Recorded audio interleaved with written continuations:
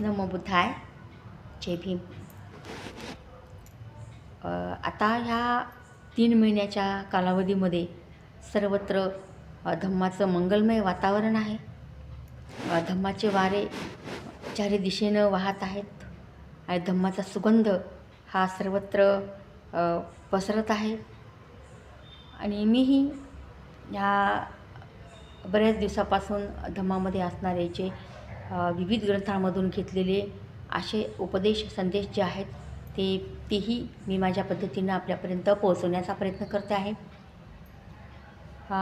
बुद्ध आणि त्याचा धम्म या ग्रंथामध्ये बुद्धांनी सांगितलेलं जे आहे धम्माच्या बाबतीमध्ये, तर बुद्ध असं म्हणतात की धम्मामध्ये आनंद मानणारा व्यक्ती म्हणजे सदैव सदोदित धम्मामध्येच रममाण असणारा व्यक्ती, धम्माचं चिंतन मनन करणारा व्यक्ती, सदोदित बुद्ध धम्म संघाचं स्मरण करणारा जो व्यक्ती आहे, तो व्यक्ती असत्यापासून दूर असतो. तो व्यक्ती सदैव आनंदात राहतो. तो सदैव शील सदाचाराने वागतो आणि त्याच्यापासून कोणतीही गोष्ट सुखाची गोष्ट अलिप्त राहू शकत नाही. आणि म्हणून असंही म्हणलं जातं की जो व्यक्ती सदैव बुद्ध धम्म संघामध्ये रममाण असतो,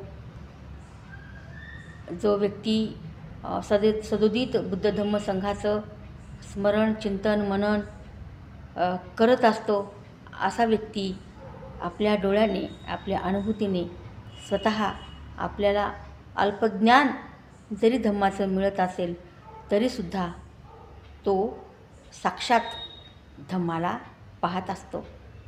आणि म्हणून बुद्ध एका ठिकाणी असं म्हणतात की जो बुद्धाला पाहतो तो धम्माला पाहतो आणि जो धम्माला पाहतो तोच बुद्धाला पाहतो.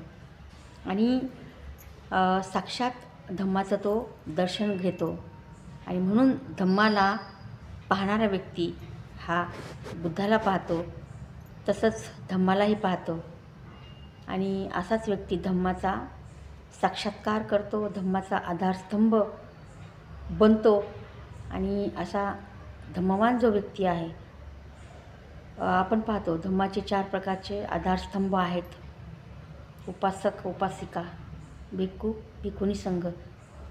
तर या 4 आधारस्तंभामध्ये जो धम्माचं अल्पज्ञान मिळवूनही प्रत्यक्ष धम्माचा आपल्या जीवनामध्ये साक्षात्कार करतो, तो व्यक्ती खरोखर धम्माचा आधार असतो. तो व्यक्ती धम्मधर असतो. आणि त्याच्या वार्धक्यामध्ये त्याच्या अंगी असणारा जो सद्गुण आहे, त्याच्या मनामध्ये खोलवर जो टिकणारी बुद्ध धम्म संघाविषयीची जी श्रद्धा आहे, ती श्रद्धा अतिशय सुखदायक असते. आणि त्याच्या श्रद्धेची मुळे हे लांब लांब पसरतात आणि खोलवर जाऊन ते इतके खोलवर जाऊन मुळे रुजलेली असतात. त्याची बुद्ध धम्म संघाविषयीची जी दृढ श्रद्धा असते, ती श्रद्धा त्याला त्याच्या वयाच्या कोणत्याही वळणावर सुखकर ठरते.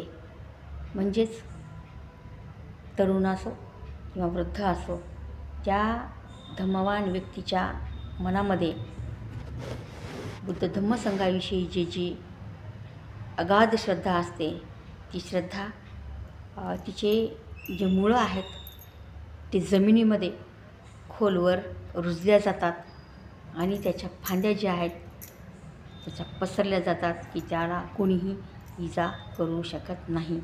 आणि म्हणून धम्मधर जर आपल्याला बनायचा असेल, धम्माचा आधारस्तंभ जर आपल्याला बनायचा असेल, तर बुद्ध धम्म संघावर आपली अगाध श्रद्धा असणे आवश्यक आहे. त्याचबरोबर धम्माचं अल्पज्ञान मिळवून समजा एखादं बुद्धाने एवढे तत्त्व दिलेले आहेत, त्यापैकी एक जरी तत्त्व आपण आपल्या परिश्रमाने त्या तत्त्वाचं पालन जर केलं आणि त्याप्रमाणे आपल्या जीवनामध्ये प्रत्यक्ष त्याची अनुभूती जरी घेतली तरीही खूप झालं. आणि धम्माचा आधार बनण्यासाठी आपण हे निश्चितच आपल्या मनामध्ये असलेली बुद्ध धम्म संघाविषयीची श्रद्धा आपल्या मनात गाढ असली पाहिजे आणि आपण धम्माचा आधार बनला पाहिजे. नमो बुद्धाय. जय भीम.